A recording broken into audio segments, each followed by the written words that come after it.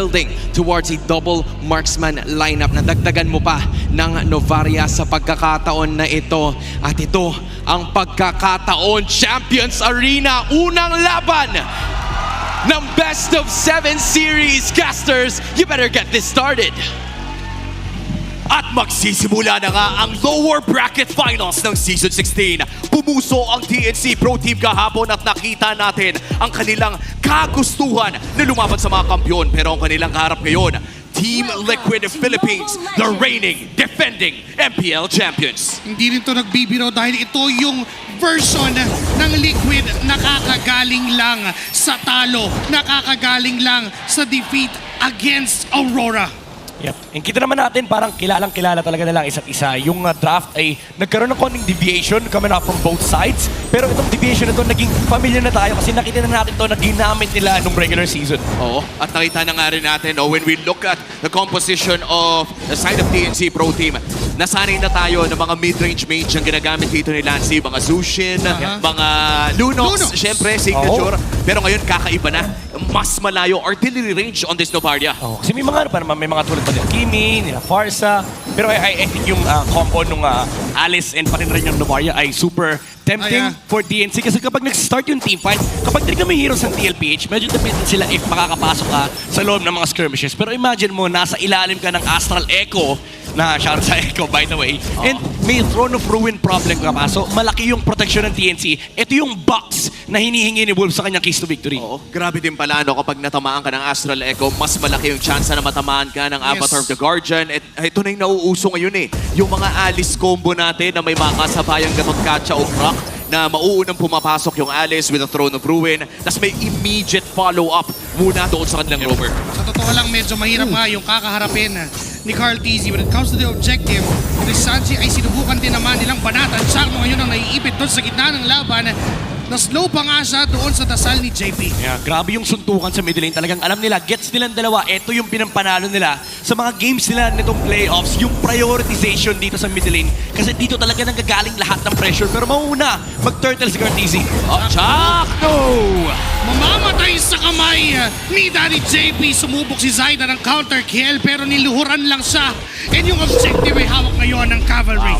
Great early start para dito sa Team Liquid Philippines. Nakuha na nga nila ang pagong at mukhang mai-invade pa nga dito sa side. Magagamit na ang kamutigan pang manakaw. Yeah. Tapang ayaw i-retry ni Zaida yung kanyang purple buff. And again, this is all the mid-lane pressure from TLPH. And ang kinaganda sa lineup nila, sila yung stronger sa early game, especially having that Zushin. Actually, yung Zushin lang mid-prio na kagad din eh. Dagdagan mo pa ng Khalid na may damage, na may konting stun kapag umabot ng level 4. This actually perfectly fits dun sa win condition ng TLPH na kailangan nila makalamang sa early game kasi grabe yung mid-game power spike nila, lalo kapag nakuha na ni Harit yung kanyang first item. Bilis din kasi nung ikot na imagine kahit makita mo ng Mountain Shocker, teka lang, sa gitna kasi ay merong laban. Sanji na paggamit ng Crimson Beacon para lang umatras doon and going back, kahit nga sabihin mong gamitan ng Mountain Shocker, kung mauuna yung Team Liquid doon sa mga pwestong gusto nilang puntahan, yun yung hirap na kakaharapin ng TNC. Yeah.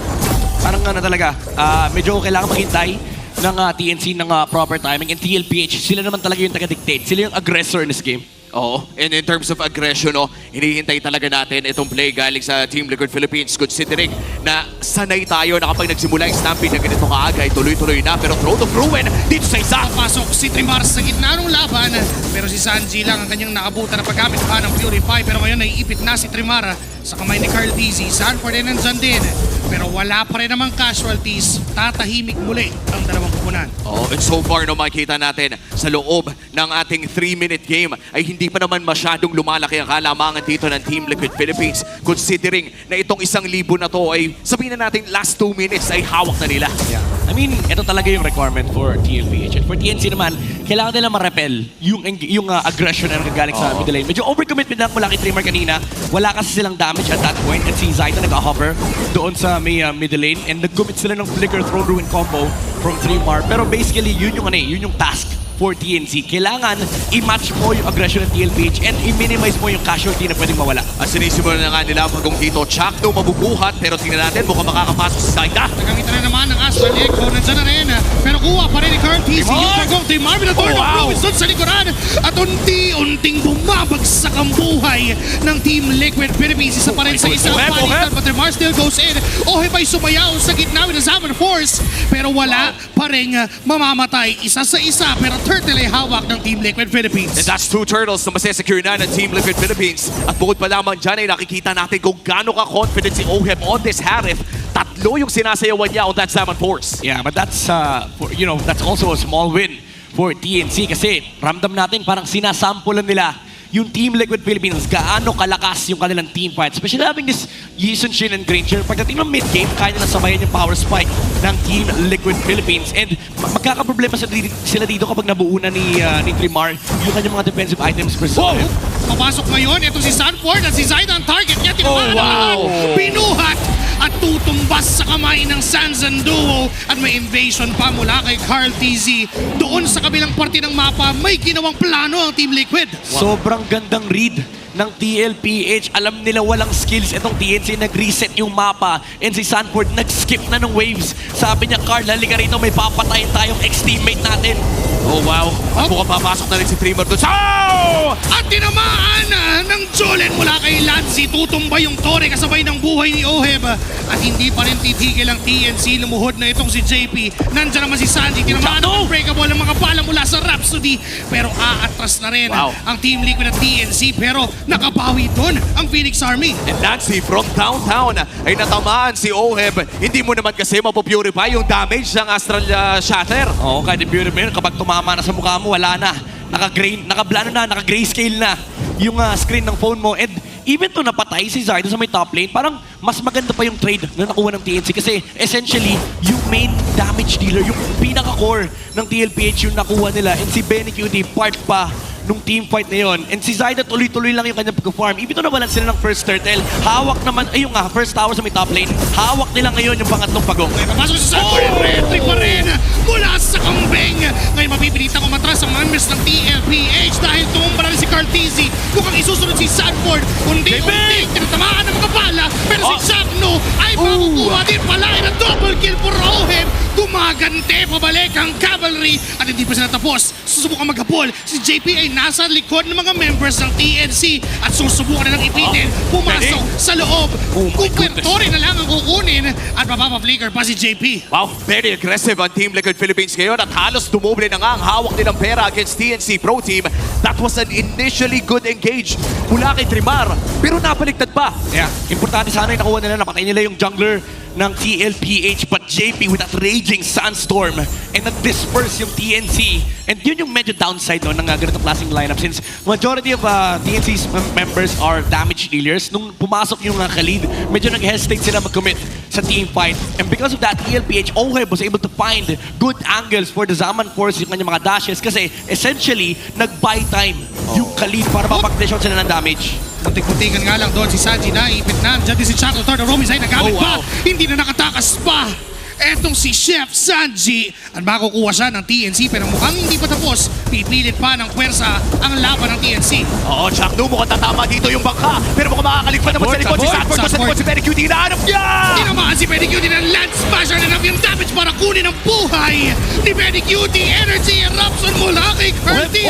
Sanford still goes in at may sumayaw pa sa likod. Si Zaida yung gusto niyang targetin. Pero bukod kay Benny QD ay wala nang mamamatay. Grabe si Sanford.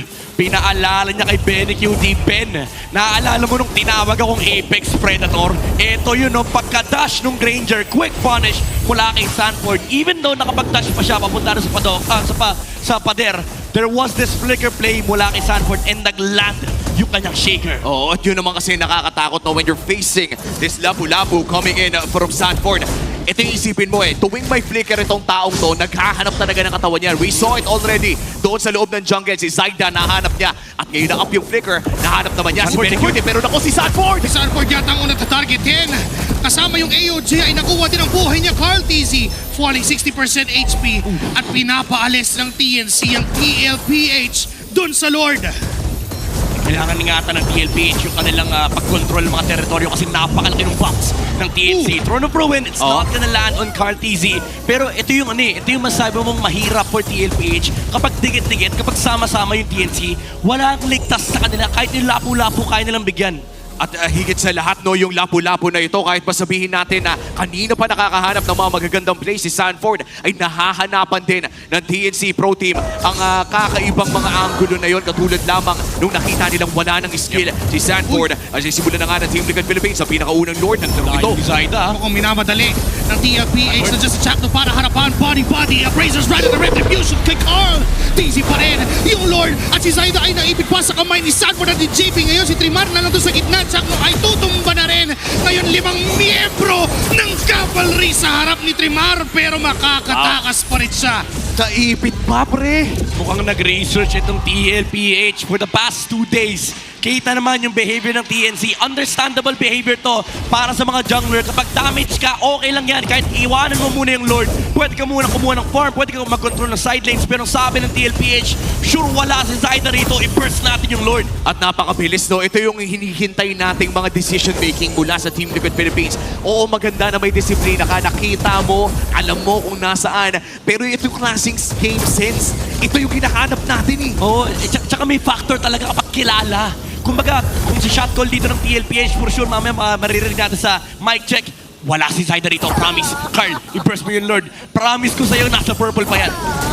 Susubukan ngayon muli ng TLPH na pumasok dito sa base ng TNC. Uy, Trimar. Pero si Trimar ay naipit at nabuhat papalabas. Pero wala pa naman din mangyayari. Dinedepensahan lang ng Phoenix Army ang kanilang base. At tuloy lamang ang pag-push dito para sa Team Liquid Philippines. Puputok na ang Holy Shield sa baba at sa gitna. Si Chakno ay tatangkin ng damage mula kay Sanford ng bahya. At itong 5,000 na kalamangan na hawak ng Team Liquid Philippines ay patuloy lamang lumalaki dahil mukhang maaagaw na rin ni Carl TZ at ng Cavalry ang mga jungle camps ng TNC. Lalakit-lalaki lang talaga yan kasi for the next 90 seconds, i-choke lang ng TLPH itong TNC. Hindi nila palalabasin ng base. Ika-cover nila yung middle lane. Walang magpapakita as they clear all the jungle resources.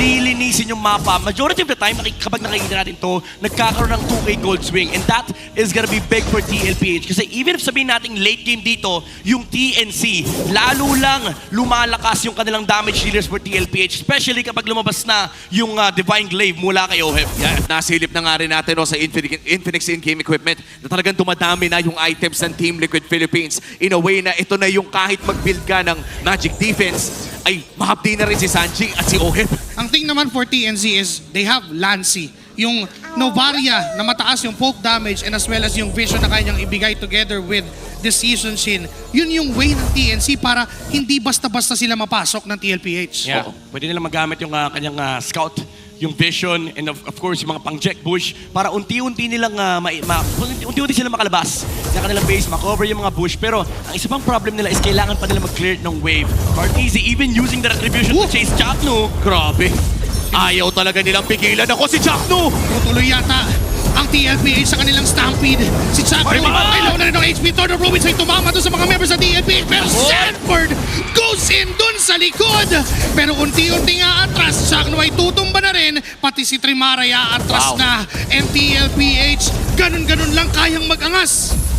At habang nangyayari yun no, ay nakakuha tayo ng napakadaming mga objektiba as well for Team Liquid Philippines. Recta Lord pa para kay Oheb. 2 objectives plus a winning team fight. It almost looked dangerous for TLPH. Ang ganda nung nakaharap na punish ni Trimar, but Sanford shut it down. Hinarapan niya yung tatlo, men. Lahat ng damage dealer, nawala yung damage ni Trimar. Sabi niya, nasan yung mga kampi ko? Ayun, pinagkahampas nung lapu-lapu.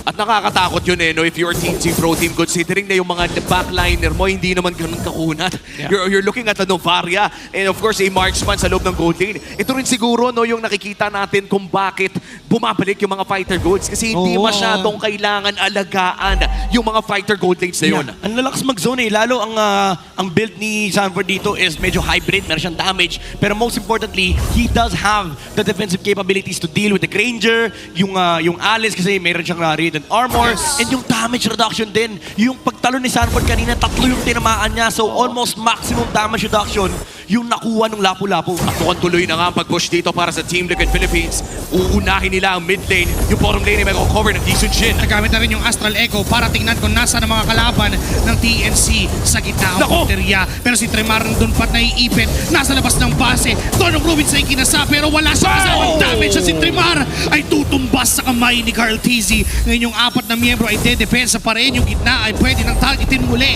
Susugod muli ang TLPH. At mukhang tuloy lang ang mga waves. Si Chakno ang haharap para sa side ng TNC Pro Team. Matatamaan ng energy eruption pero makakapag-clear naman sa pinakauna. Subok na ngayon ng TLPH na tapusin ang laban. Ready Sansum sa likod. Nasa-zone lang ang mga members ng TNC.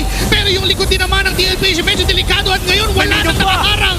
Ngayon wala nang obstacle. TLPH will get the first blood. Clean victory para dito sa Team Liquid